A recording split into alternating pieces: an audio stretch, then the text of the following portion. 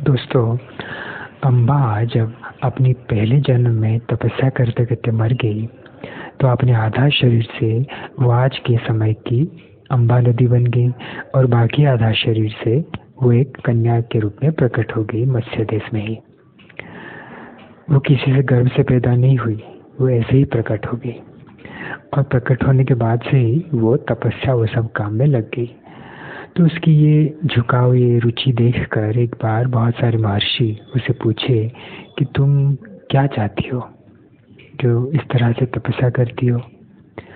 तब अम्बा बोली कि मैं भीष्म को मारना चाहती हूँ, क्योंकि उसे अपने पिछले जन्म की सब बातें याद थी और उसने कहा कि मैं स्त्री होकर तो उसे मार नहीं सकता, उसे परास्त नहीं कर सकता, इसलिए अपने इस स्त्री जीवन पर भी मुझे बहुत गुस्सा है।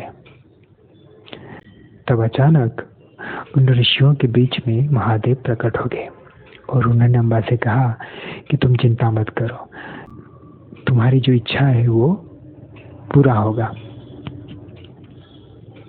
अम्बा बोली कैसे, क्योंकि मैं तो अब स्त्री हूँ और युद्ध तो नहीं कर सकता, फिर कैसे पूरा होगा।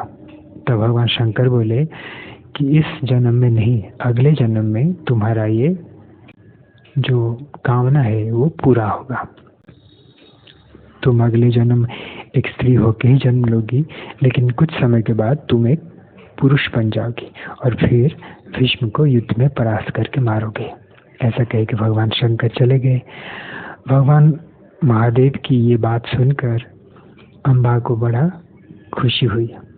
फिर वो बहुत उतावली होगी अगले जन्म में जाने के लिए, इसलिए वो यमुना नदी के किनारे आग लगाई और उसी आग में ही घुसकर उसने आत्महत्या कर लिया।